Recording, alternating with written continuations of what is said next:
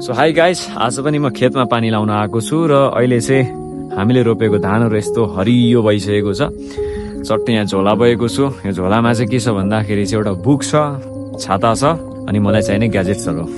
र आज चाहिँ भ्लग सँगसँगै अलिकति थोरै नलेज पनि लिउँ है। हामीले प्रकृतिबाट धेरै कुरा सिक्न सक्छौँ। हामी आज बाँचिरहेको छौँ त प्रकृतिकै कारणले गर्दाखेरि बाँचिरहेको छौँ। आज देश विकासको क्रममा विश्व नयाँ नयाँ प्रविधिको चाहिँ विकासको क्रममा अगाडि बढ्दैछ। नयाँ नयाँ प्रविधिको विकास सँगसँगै नयाँ नयाँ प्रविधिको सुरुवात सँगसँगै प्रकृतिको विनाश पनि हुँदैछ। यदि प्रकृति रहेन भने हामी पनि रहँदैनौँ। हामी आज बाँच्नुको रिजन भनेकै प्रकृति हो होइन। आज हामी यति धेरै व्यस्त छौँ, यति धेरै होइन टेन्सनमा छौँ, यति धेरै पीडामा छौँ कि हामीले फेर्दै गरेको सासलाई पनि महसुस गर्ने फुर्सद हामीसँग छैन। एकपटक सोच्नुहोस् त, आहा यस्तो दामी भ्यू छ, यो प्रकृतिले हामीलाई स्वच्छ हावा दिइरहेको छ, हामीले सास फेर्न पाइरहेको छौँ। यो कुरालाई यदि हामीले महसुस गर्ने हो भने साँच्चै जिन्दगी निकै सुन्दर छ। र एउटा कुरा सधैँ हामीले के याद राख्न जरुरी छ भने प्रकृतिले कहिले पनि हामीलाई सित्तैमा केही पनि दिँदैन। हामीले प्रकृतिलाई दिइसके पछाडि मात्रै प्रकृतिले हामीलाई रिटर्न गर्छ।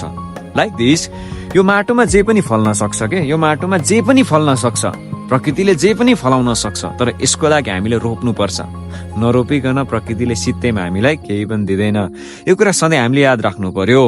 सेम थिङ लाइफमा पनि यदि रेस्पेक्ट चाहिएको छ भने हामीले रेस्पेक्ट दिन जरुरी छ। यदि हामीले सक्सेस चाहिएको छ भने स्ट्रगल गर्न जरुरी छ, मेहनत गर्न जरुरी छ। बिना मेहनत बिना स्ट्रगल दुनियाँमा केही पनि हुनेवाला छैन, केही पनि हामीले अचिभ गर्न सक्दैनौँ। यो कुरा त रियालिटी हो। र प्रकृतिबाट हामीले अर्को कुरा के सिक्न सक्छौँ भने अब त्यो तपाईँले यो देख्न सक्नुहुन्छ, यो चाहिँ गाई बस्तुले खाने घाँस हो। हरेक वर्ष त्यसको हाँगा काटिन्छ अनि गाई बस्तुलाई दिइन्छ।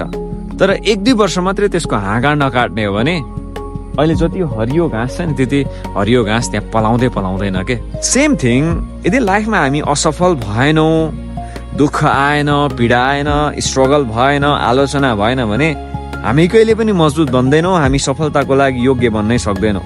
मतलब हाम्रो लाइफमा पनि सेम थिङ। यो कुरालाई जहिले पनि हामीले मनन गर्न जरुरी छ।